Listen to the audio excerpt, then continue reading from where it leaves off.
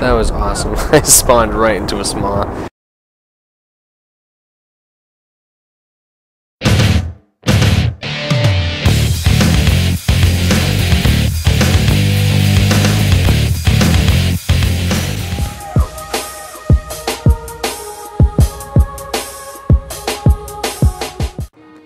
What's up, guys? It's Markin. As you saw from the intro, bringing you some Battlefield 3 footage, playing Conquest on Operation Metro, the most shit show map in the history of video games ever. I just don't understand what they were thinking making this map. I mean, you have to have people who play test this game and who are good players that just constantly dominate one team or the other. I mean, I don't know how they didn't rebalance this before release. But anyway, today's video I want to talk about Battlefield 3 and how it's doing a year later, and you know, my thoughts on it. It's been out for a little over a year now, and with all the post-launch DLC and you know everything like that, I just wanted to give you my thoughts on it, and I wanted to know what you guys thought as well. So first off, in terms of Battlefield 3, in terms of realism and fun factor for... I can't believe I didn't kill any more of those guys. But in terms of realism and fun factor for a video game, for a shooter, I mean, in terms of AAA titles, Battlefield's really the most realistic you're going to get. They did a lot of extra things that other games don't do. I mean, in terms of realism, they have other games like Operation Flashpoint and games like that that are more realistic. But the fun factor's really not there. I mean, you're running through the woods and you have to worry about getting a pine needle that cuts your ankle and then you bleeding out 5 minutes later because you couldn't get your Dora the Explorer band-aid on fast enough. I don't know, it was an okay game, but it took realism and just made it ridiculous, in my opinion.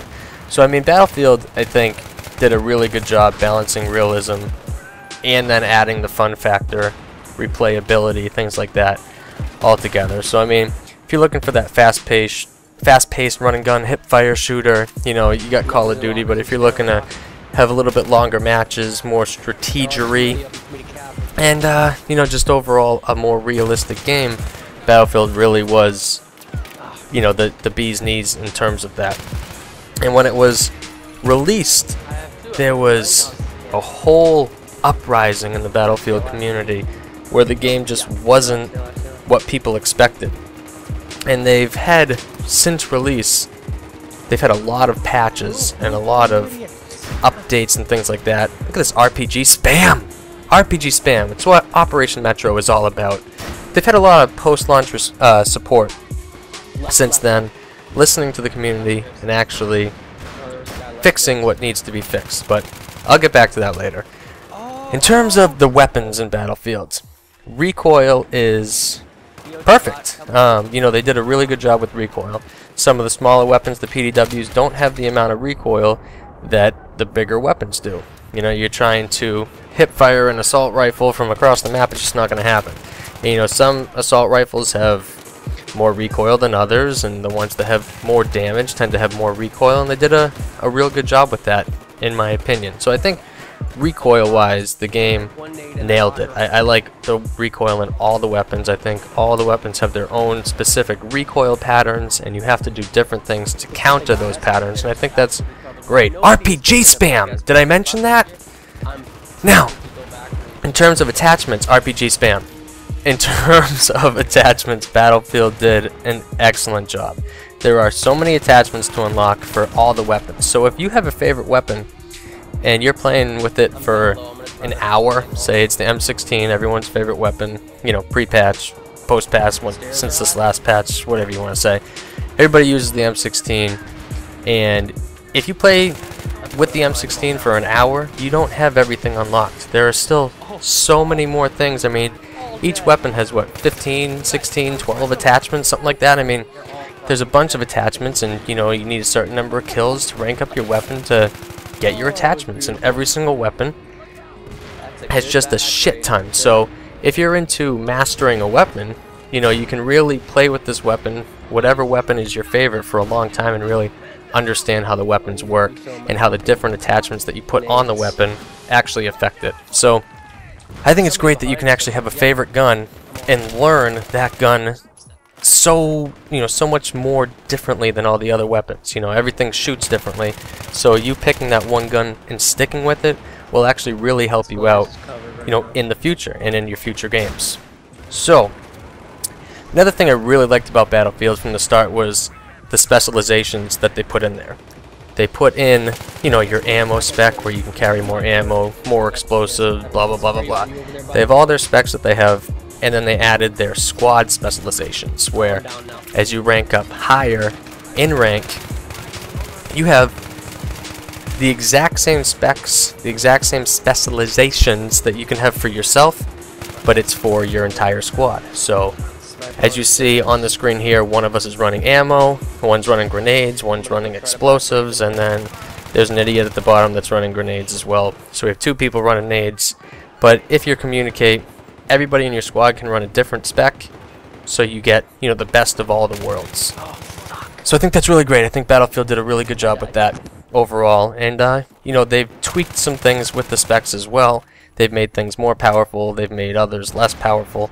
So I mean, they're really listening to the community, and they have listened in the past, and I think Battlefield did a great job with that. Which again brings me to the post-launch support. Now, a big thing that's an issue with Battlefield is it's mainly a PC shooter. I mean, Battlefield started out on the PC with their older games, and in the past they would pound out PC patches all the time.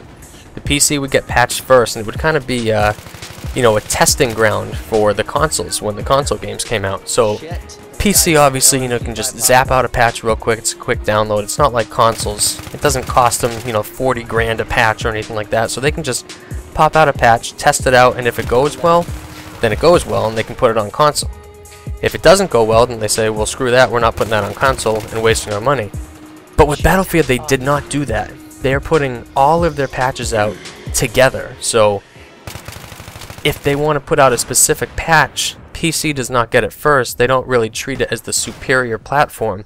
They wait until, a DLC or a patch that gets put into all three systems goes out in order to actually RPG spam, in order to release it for PC as well. So, I mean, that's kind of has changed a lot from the old Battlefield games where you don't get these real quick patches and quick improvements like you used to. So, I mean, and the big thing with Battlefield that, struck a lot of people's nerves was their release of Premium.